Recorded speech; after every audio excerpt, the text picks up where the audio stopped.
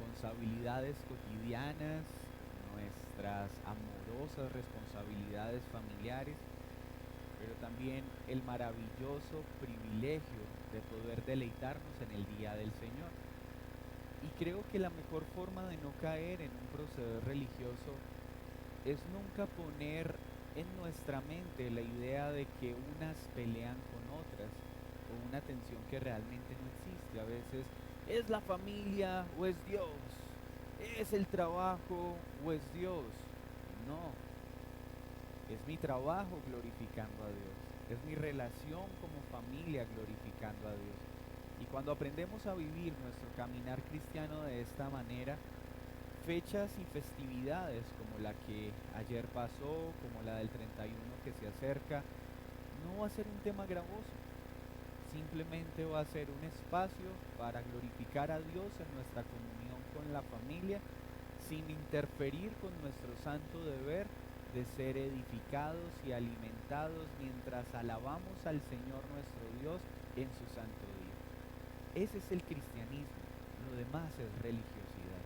Así que gracias a Dios por el día de ayer, gracias a Dios por la noche del 31 en la que terminaremos un año lleno de las bondades de Dios y celebraremos el inicio de un nuevo año. Y gracias a Dios por su santo día que nos permite recordar que separados de Él nada podemos hacer. Acompáñeme por favor en su Biblia a Tito capítulo 3 versículo 5 y 6.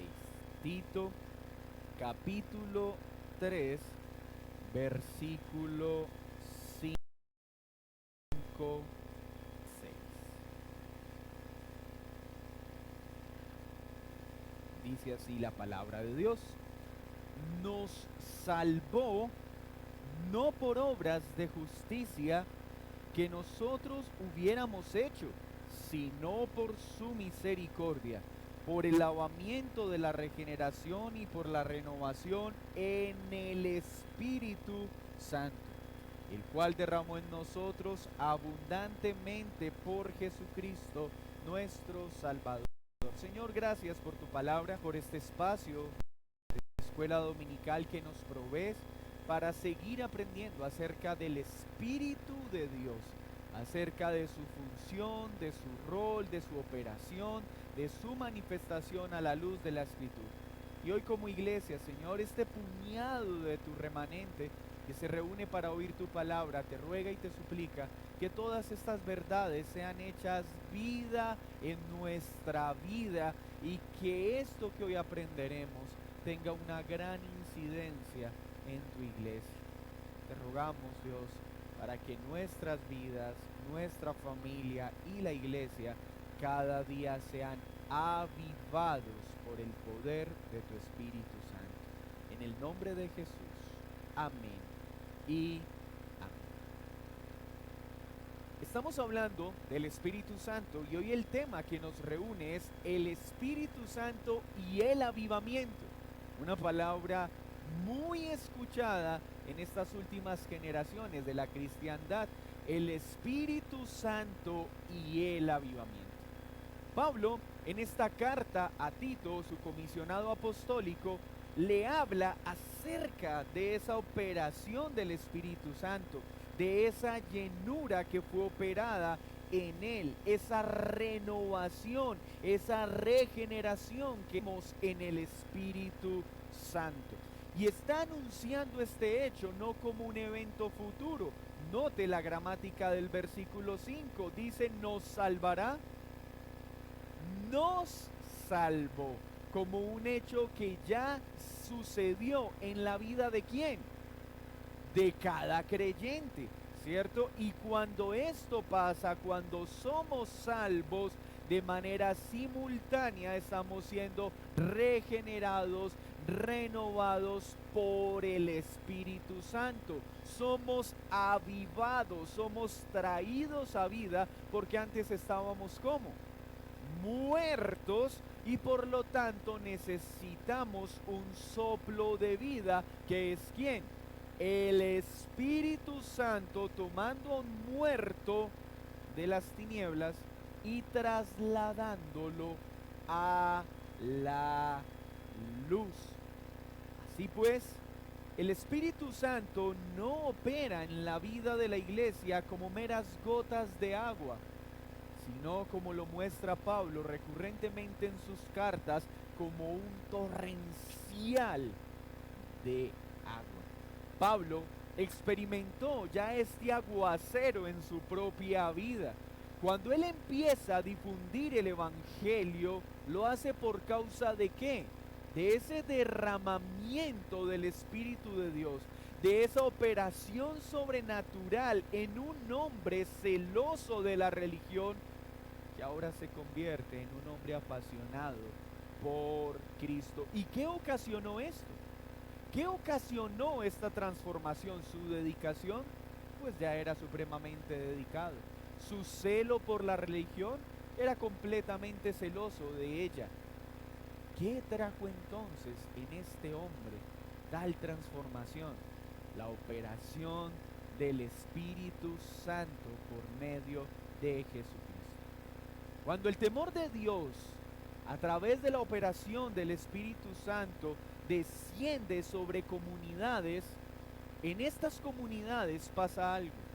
Muchos muertos fueron traídos a vida.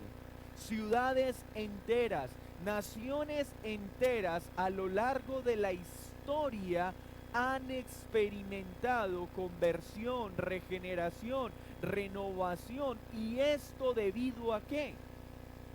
A la operación del Espíritu Santo.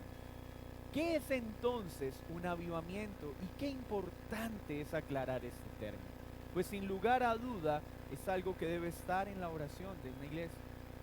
Toda iglesia, todo creyente de manera particular, no solo debe estudiar acerca de un avivamiento bíblico, debe anhelar un avivamiento bíblico, pero debe entender a qué se refiere la Escritura cuando hablamos de un avivamiento. Hoy se especula mucho acerca de este tema y se mencionan ciertos sucesos a través de la historia para animar a los corazones religiosos a desear o a esperar que esto vuelva a acontecer. Pero ¿qué es lo que anhelamos que suceda? Un avivamiento, y necesita ser aclarado, no se trata de una reunión eufórica, emocional, descontrolada, en la que por ciertas sensaciones o experiencias se afirma estar apareciendo el Espíritu de Dios en un lugar o en una comunidad. Un avivamiento no es un espectáculo, insisto en todo este estudio, un espectáculo circense en el que las personas afirman sentir cosas que en otros escenarios no experimentan. No quiero decir con esto, como ya lo hemos estudiado, que en la operación del Espíritu Santo nuestros afectos queden por fuera. No, en nuestra comunión con Dios, nuestros afectos son totalmente subordinados al Espíritu de Dios. Van a haber experiencias que nuestros sentidos logran identificar, una intensa alegría, una intensa expresión o comprensión de amor por una operación divina, pero que se traduce y se muestra de una forma coherente con la Escritura, no contraria a ella.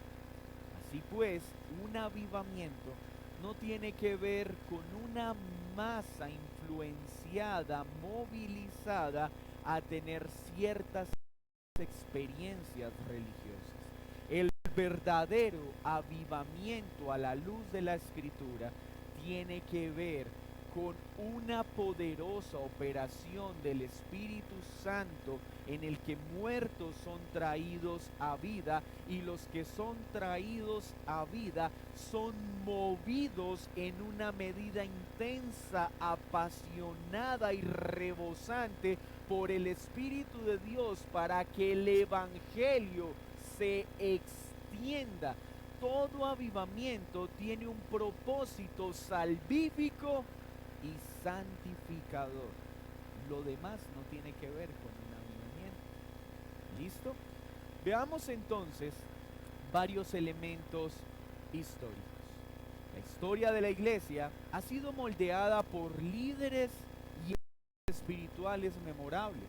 Hay momentos específicos de la historia de la iglesia en la que Dios usó a hombres en particular para multiplicar su gloria, ocasionando que por un sermón, ocasionando que por enseñanzas, ocasionando que por ciertas acciones en particular, muchos crean y sean traídos a vida. Podríamos hablar de Patricio o San Patricio, como la historia lo registra, en Irlanda. En el siglo V, gracias a sus labores, ocasionó un gran impacto en su entorno.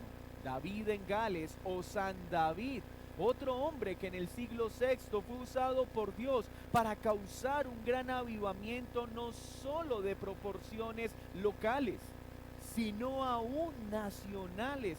Patricio acabó con el paganismo de Irlanda completamente, y David en todo Gales. ¿Y por qué estos hombres lograron afectar no un pueblo, no una ciudad, una nación? Por el Espíritu Santo. Cuando hablamos entonces de un avivamiento, hablamos de esos momentos memorables en que el Espíritu Santo tiene a bien tomar a hombres comunes y corrientes, iglesias comunes y corrientes. ¿Para qué? Para que el Evangelio se extienda en proporciones evidentes y tangibles, no afectando las emociones de manera superficial, sino viendo cómo muchos son traídos a vida, cómo familias son transformadas, cómo las iglesias crecen de manera asombrosa. Y estos avivamientos a la luz de la iglesia, de la historia, se han dado en repetidas ocasiones. Pero hay algo especial: nunca han estado aislados de un puñado de personas que ruegan, claman y lo desean. Ningún avivamiento a través de la historia de la iglesia ha estado separada, al margen de un remanente cuyo corazón es inclinado por Dios para anhelar, desear y rogar para que esto suceda. En el siglo VIII, Beda y el Venerable y sus seguidores predicaron en Inglaterra. Este hombre tradujo el Evangelio de Juan al inglés antiguo. En el siglo XIV, Wycliffe tradujo la Biblia al inglés, y los Lollardos, seguidores de Wycliffe, predicaron por todo el país. Hermanos, ubiquémonos en este contexto. Hoy esto no parece ser una tarea tan difícil. Hoy tenemos excelentes medios de transporte que facilitan estas tareas, medios de difusión masiva que nos permite llevar el Evangelio a proporciones nunca antes vistas. Estos hombres solo tenían en su mano la Biblia y botas bien puestas para ir por toda una nación llevando el Evangelio. ¿Tras qué recompensa? Muerte, para muchos pobreza, rechazo y persecución. Esa era la corona. Obviamente en esta tierra ellos sabían la recompensa eterna que había. Pero estos hombres tenían algo especial. Habían sido avivados por el Espíritu Santo para cumplir con misión. Muchos fueron encarcelados. ¿Y saben qué sucedía en las cárceles? Muchos eran convertidos. Muchos eran heridos y llevados a los hospitales. ¿Y saben qué pasaban en los hospitales? Moribundos y débiles se ocupaban de una sola cosa: salir a predicar por los pasillos. Cada mañana compartir el Evangelio a sus médicos y enfermeros de cabecera. Hay una historia muy linda que está, de hecho, pueden descargarla de manera gratuita en Chapel Library, que se llama Grasoso el ladrón. Un ladrón con una banda asaltan unos misioneros, matan a estos misioneros para robarlos, toman de sus pertenencias una Biblia, empiezan a leer la Biblia y ¿qué hace el Espíritu Santo? Los convierte. Ahora esta banda de ladrones ya no puede robar más. Y entonces llegan a una localidad cercana a anunciar y confesar sus pecados. Pero ahora el juez que escucha el veredicto se convierte. Ahora los presos ya no están, porque ahora los ladrones ya no roban, sino que hablan de Cristo. Ya no es solo una banda de ladrones, ya no solo es un juez, ya no solo es un pueblo. Todo el mundo escuchó del Evangelio. Que nuestro Dios no es poderoso. Hermanos, esas mismas vivencias relatan la historia de la iglesia y el poder del Espíritu. Pero qué bueno que nuestros corazones anhelen estas experiencias y estas vivencias. Siempre he compartido con la iglesia cuando hablo de este tema, a veces cometemos un error. Decir, oh Señor, concédenos vivir estos sucesos porque queremos conocerte más. No, Señor, permíteme conocerte más de tal forma que esos sucesos sean consecuencia de esa experiencia real. Nosotros no perseguimos ser replicadores de esas experiencias sobrenaturales. Anhelamos que cada uno pueda escribir su propia historia por la operación del Espíritu de Dios. Pero que el Señor avive nuestros corazones de tal forma que anhelemos estas experiencias sobrenaturales. Y escuche muy bien a qué me refiero con experiencias sobrenaturales. Una operación gloriosa del Espíritu Santo en nosotros para predicar con denuedo el Evangelio. Para poder ser usados, para ver cómo un ladrón escucha el Evangelio y se convierte en un predicador.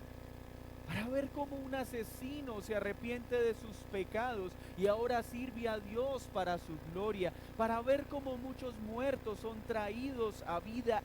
Ese es el avivamiento del que estamos hablando. En esta época muchos fueron quemados en las hogueras mientras les ataban sus Biblias en el cuello. Pero nunca las llamas fueron capaces de borrar de sus rostros la sonrisa por causa de ese gran Salvador que los había traído a vida. ¿Qué de Savonarola, quien predicó en Italia en el siglo XV? ¿Y qué pasó? Muchos se volvieron a Dios. Pero ¿cuál sería el momento más impactante respecto a la operación del Espíritu Santo? ¿No podríamos hablar de la época de la Reforma en el siglo XVI? Aquella época de oro del puritanismo, donde hombres como Juan Bunyan, John Owen predicaron. Un hombre que ni siquiera sabía leer ni escribir. Luego fue usado por Dios para escribir El progreso del peregrino. ¿Puede esto atribuírsele a John Bunyan? Podemos decir, oh Señor, qué gran dedicación y qué gran fervor, sin lugar a duda los tuvo. Pero la causa primaria de este proceder es uno.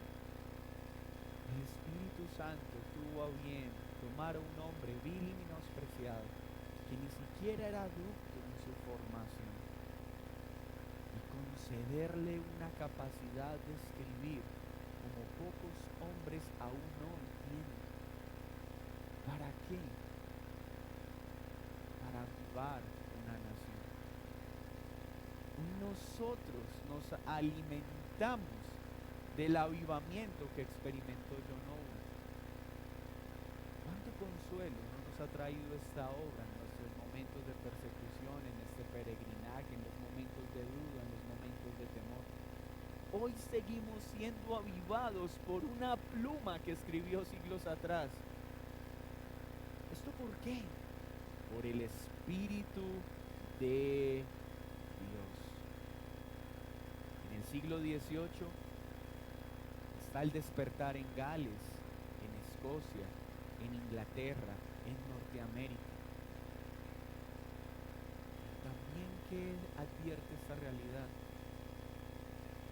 que estos avivamientos suelen convertirse en muchos de estos lugares en un maravilloso recuerdo de algo que en el presente ya no está. Claro que debemos anhelar un avivamiento, pero también debemos ser diligentes para permanecer en el Señor, para que los efectos de un avivamiento jamás se apaguen. Y esto debe traducirse también a nosotros en lo particular. Y qué bueno que esta enseñanza se dé ya para empezar hoy. ¿Quién de nosotros no puede sentarse y mirar atrás e identificar ese momento en que fuimos avivados por el Espíritu de Dios? En que un amor que no es capaz de describirse por palabras consumió nuestro corazón, en que un deseo por hablar de Él en todo momento y en todo lugar nos invadió completamente y no teníamos cómo explicarlo.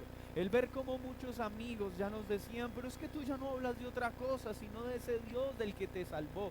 ¿Quién de nosotros no puede registrar esos momentos en que no queríamos ir a la cama por causa de ese intenso deseo de leer su palabra y sumergirnos en ella? ¿Quién puede olvidar esos momentos de intensa oración en los que entrábamos en nuestro cuarto y pasaban horas y eran simples minutos? Pero ¿quién puede olvidar esos momentos de sequía que continuamente vienen en los que ya ni siquiera la palabra vamos? En que la oración deja de ser un deleite y se convierte en algo gravoso para muchos de nosotros. En los que hablar de Cristo parece ser un recuerdo de una experiencia valiente del pasado. ¿Por qué? Porque nuestra oración no solo debe ser un avivamiento, sino que el Señor nos conceda la fuerza y la diligencia para preservar la llama encendida de esas operaciones excepcionales que Él hace para con hombres o para con pueblos. El Antiguo Testamento nos muestra la evidencia de un avivamiento real y tangible. En el segundo libro de Crónicas, en el capítulo 34, 14-21, se nos habla de un rey llamado Josías. ¿Qué hizo Dios a través de Josías?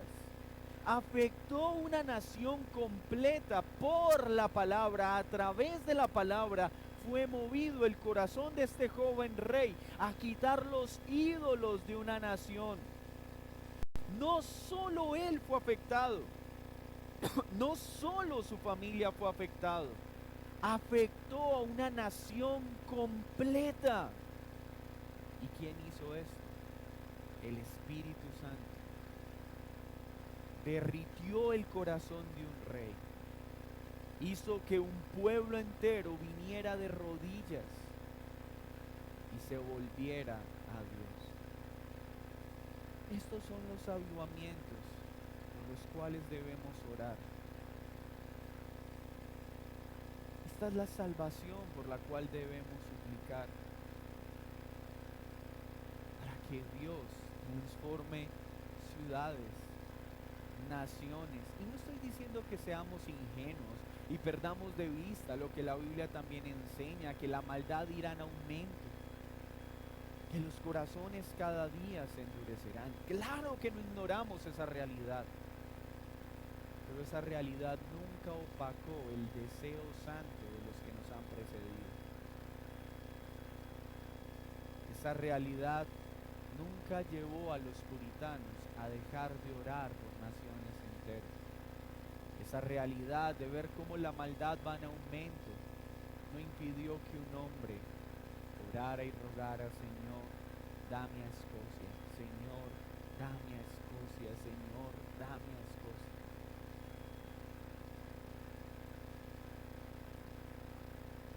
Que ahora que conocemos más la verdad, ese ímpetu parece menguar frente a la fría realidad de nuestros razonamientos.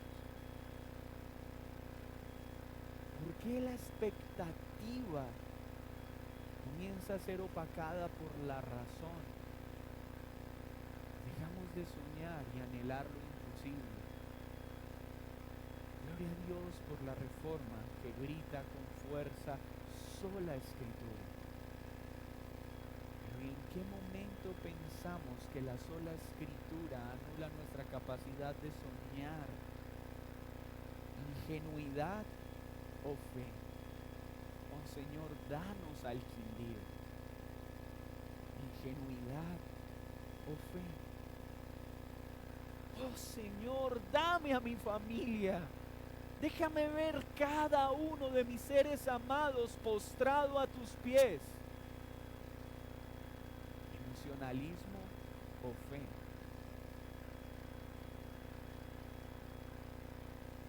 Los verdaderos avivamientos retratados en la Escritura se miden por un impacto real. Conversiones, muertos que odiaban lo santo y ahora lo aman. Eso es un avivamiento. Eso fue lo que pasó con Israel. Eso fue lo que vivió Josías. ¿O qué de lo que pasó en Jonás, capítulo 3, del 5 a 10? Un pueblo completamente alejado de Dios, perseguidor del pueblo de Dios, enemigo del pueblo de Dios. ¿Y cuántos sermones necesitaron? No hay un sermón más corto en la Biblia que el de Jonás. Y me encanta por eso, porque nos recuerda que los grandes avivamientos no dependen de la elocuencia de los hombres que son usados para predicar. Pasó lo mismo con Jonathan Edwards, fiel seguidor de su abuelo, grandes estudiosos, pero dicen que sus voces eran tan monótonas que difícilmente podían ser considerados sermones agradables a su audiencia. Y Dios los usó para un gran avivamiento. Así que todos los presentes tenemos una gran esperanza. De que no se trata de nosotros, sino del poder del Espíritu Santo. No deseamos que se repita lo que los hermanos de antaño vivieron. No es momento de que vuelva a nacer en nosotros, que el Señor escriba a través de este pueblo, de esta iglesia local, su historia. Tal vez ninguno de nosotros logrará ocupar los anaqueles de Charles Spurgeon, de Owen, de Edwards, de Wycliffe. Pero sí podemos decir: Señor, así nuestros nombres no sean conocidos, déjanos ver un avivamiento en nuestra familia, en nuestra ciudad, en nuestra nación. ¿Por qué no volver a orar por eso? ¿Qué pasó con Jonás? Predicó. ¿Y qué pasó? Los hombres de Nínive creyeron a Dios. Proclamaron ayuno, se vistieron de cilicio desde el mayor hasta el menor. Llegó la noticia hasta el rey de Nínive, se levantó de su silla, se despojó de su vestido y se cubrió de cilicio y se sentó sobre ceniza, e hizo proclamar y anunciar en Nínive por mandato del rey y de sus grandes, diciendo: hombres, animales, bueyes y ovejas, no gusten cosa alguna, no se les dé alimento ni beban agua, sino cúbranse de cilicio. Hombres y animales, clamen a Dios fuertemente y conviértanse cada uno de su mal camino. Predicó mejor el rey que Jonás.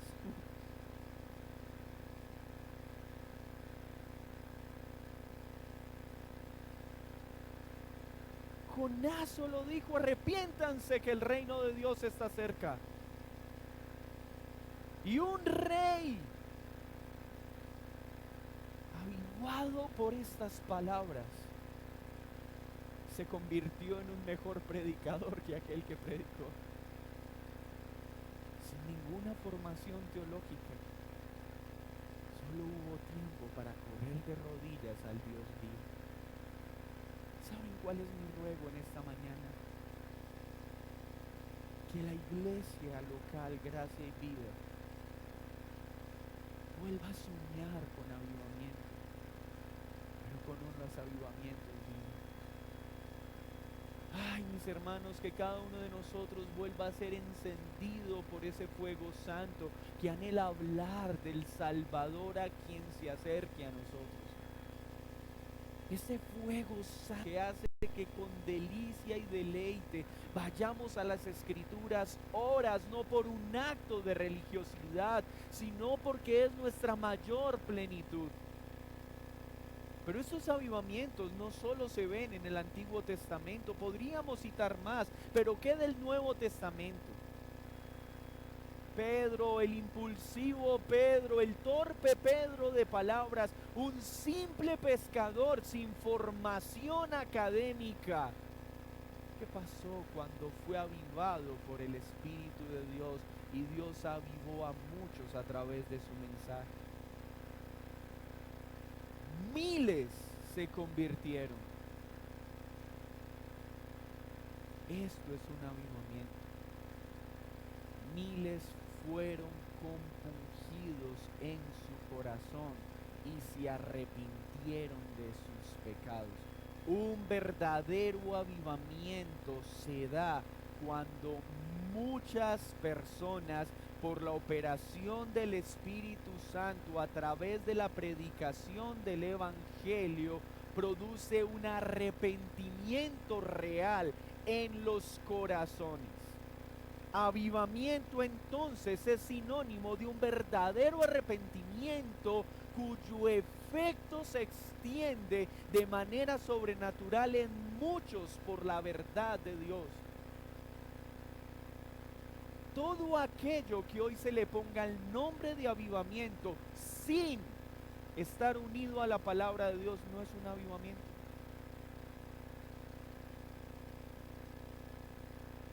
Son experiencias humanas temporales. Hechos 2:36 dice: sepa pues ciertísima toda la casa de Israel, que a este Jesús, a quien vosotros crucificasteis, Dios le ha hecho Señor y Cristo. Y al oír esto, ¿qué pasó? Se compungieron de corazón y dijeron: ¿qué tenemos que hacer? Arrepentidos y bautícense cada uno en nombre de Cristo. Hermanos, volvamos a soñar, volvamos a anhelar ver manifiesto el poder de Dios en la salvación de muchos. Volvamos a orar intensamente por la salvación de aquellos que amamos. Volvamos a orar intensamente para que nuestro fervor por Dios sea avivado y sea encendido. Claro que vale la pena anhelarlo.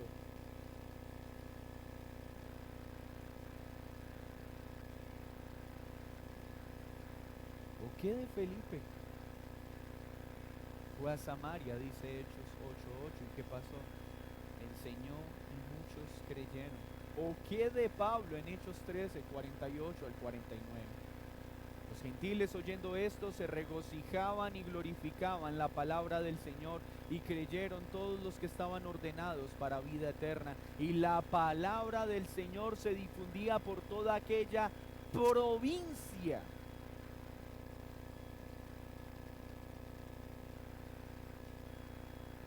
¿Por qué no volver a tener fe?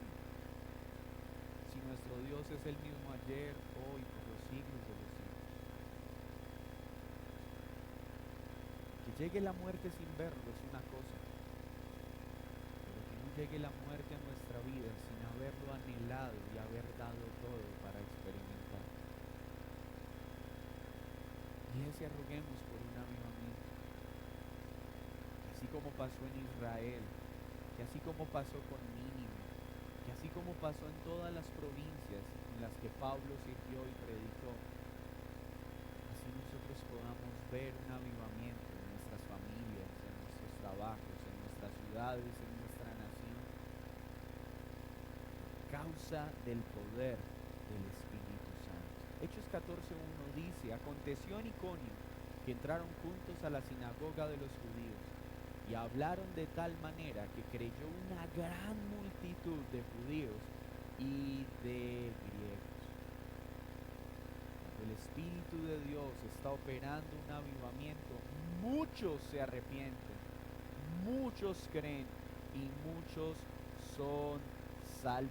Primera de Tesalonicenses 1:5 dice, pues nuestro evangelio no llegó a nosotros en palabras solamente, sino en poder, en el Espíritu Santo y en plena certidumbre, como bien sabéis, cuáles fuimos entre vosotros por amor de vosotros.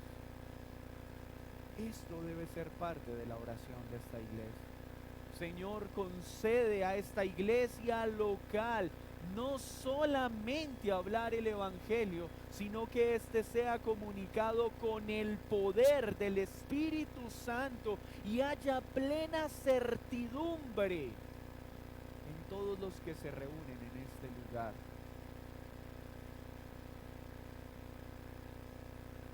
Mis hermanos, que la abundancia y la bendición que Dios está concediendo a esta iglesia local, al permitirnos permanecer firmes en medio de una pandemia, en medio de un mundo desenfrenado, no nos vuelva conformistas, sino verdaderamente nos estimule a anhelar más y más el poder de Dios. ¿Estás orando por mayor fervor y pasión en la comunicación del Evangelio en tu iglesia? ¿Estás orando para que en ti el fervor y la pasión sean incrementados por la operación del Espíritu Santo, no de una forma emocional y superficial? ¿Estás orando para que nuestros fríos corazones sean transformados por cálidos y fervorosos corazones que se deleitan en Dios y hablan de Él? Eso es un avivamiento. Una iglesia avivada experimenta estas realidades. Cuando una iglesia local está viviendo un avivamiento por el Espíritu Santo, el mundo insensible se acerca de manera extremadamente maravillosa a beber de la obra y de las verdades del Espíritu de Dios.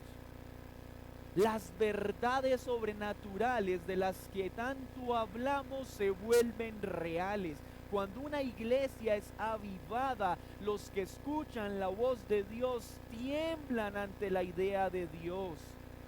Hay conciencia de pecado, son abrumados por escuchar la verdad de la cruz.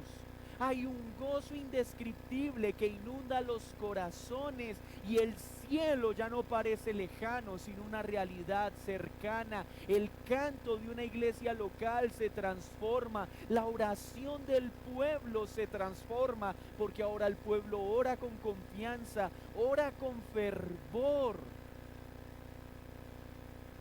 Y ahora lo que canta no es la realidad de alguien que un día compuso un himno, sino la realidad presente del pueblo que entona estos cantos.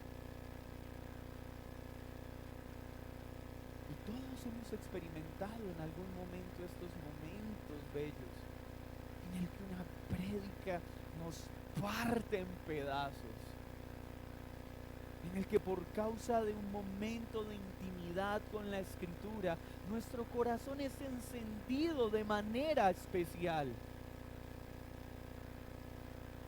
Que no sean solo momentos y recuerdos pasajeros, sino que vuelvan a ser un intenso anhelo. Y no estamos persiguiendo experiencias, no me malentiendan. Una cosa son experiencias casuales y otra cosa es un genuino, santo y sincero deseo por ver el poder del Espíritu Santo en nuestro diario camino. Cuando una iglesia local es avivada, las personas son llenas del Espíritu Santo. Cuando una iglesia local es avivada, ya no hay vergüenza, hay esperanza, porque el amor de Dios es derramado en los corazones por el Espíritu Santo. Amaríamos al Salvador con un amor cálido y constante. Cuando las personas en una iglesia local son avivadas, crecería el deseo por su regreso. Querríamos servirlo con todas las fuerzas. Si esta iglesia local es avivada, nos amaríamos unos a otros celosamente, cariñosamente, de una forma práctica y tangible. Cuando un corazón está siendo avivado, el egoísmo mengua y se convierte en algo del pasado. Las formas se convierten en algo secundario y las demandas hacia los otros desaparecen, pues nace un interés de darme a mí mismo en lugar de estar esperando a que los demás se den. Oraríamos unos a otros con más constancia, nos comprometeríamos más plenamente con la vida de la iglesia, estaríamos más ansiosos por compartir con nuestros hermanos en la fe. Compartir en las reuniones de la iglesia ya no sería una tarea de domingo, sino una delicia. Estar llenos del Espíritu Santo en un avivamiento real, en una iglesia local, mueve los corazones a apartarse de toda situación pecaminosa. Pues el pecado es odioso. Cuando haya un avivamiento, ya no nos dejaríamos dominar por las distracciones mundanas. Dejaríamos las antipatías en las reuniones, ya no habrían rencores que infecten nuestros corazones, seríamos más prontos para disculparnos, seríamos más íntegros como personas. Hablaríamos con los que nos ofenden, en lugar de hablar de ellos a sus espaldas. Oremos por esta realidad. No oremos por un nuevo año lleno de religiosidad. Que esto no sea una petición tan torpe y superficial como este año sí haré ejercicio, este año comeré menos. Y está bien que lo hagas. Debe estar dentro de nuestras responsabilidades.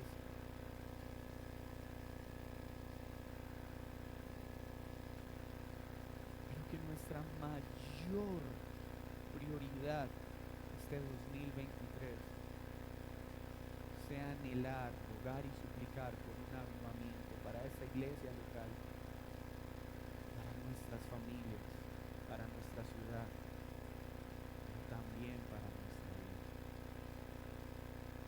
Oh Señor, que este 2023 en mí ya no haya más antipatía, autosuficiencia, egoísmo, rencillas y contiendas. Que este nuevo año mi corazón sea avivado, un verdadero arrepentimiento que aborrece el pecado, que ama lo santo, que ama la vida de iglesia, que ama el hablar de Cristo. Ese es el avivamiento por el que debemos orar.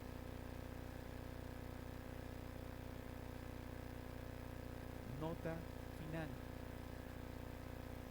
Roguemos no solo por un avivamiento,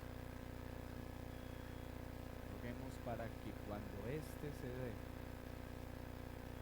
sea una realidad que permanezca en nosotros y en la siguiente generación. Que nunca tengamos que escuchar: en ese lugar un día se reunió una iglesia que amaba al Señor y ya no está. He ahí un hombre que un día fue fervoroso y apasionado por Dios y hoy es un esclavo del pecado. He ahí un hombre que hablaba con denuedo, pero ahora su silencio es abrumado.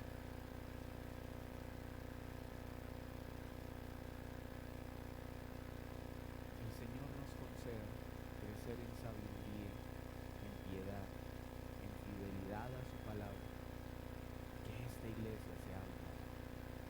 Señor, muchas gracias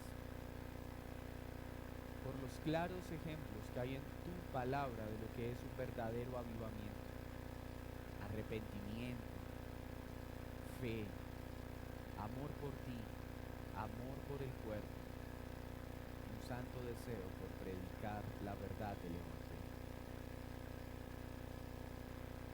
Aviva esta iglesia local.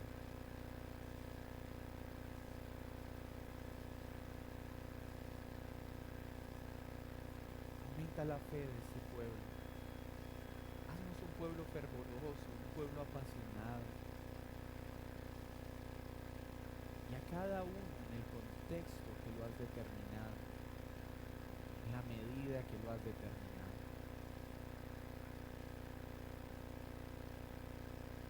Estimúlanos al fervor y a la pasión por tu verdad. Y no para nuestra gloria. No estamos buscando que nuestros nombres sean recordados en la historia. Gracias por esos héroes de antaño.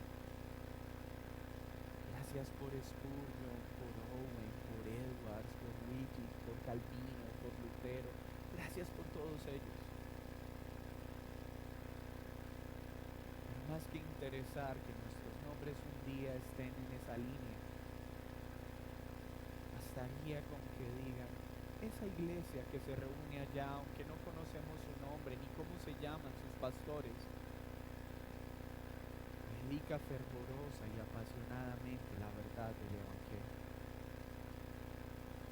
En ese lugar muchos muertos son traídos a vida.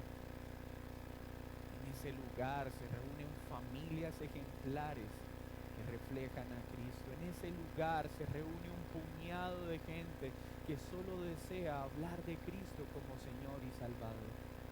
No nos interesa que nuestros nombres sean recordados en la historia, pero que tú sí seas magnificado, exaltado y honrado por esta generación y por las venideras.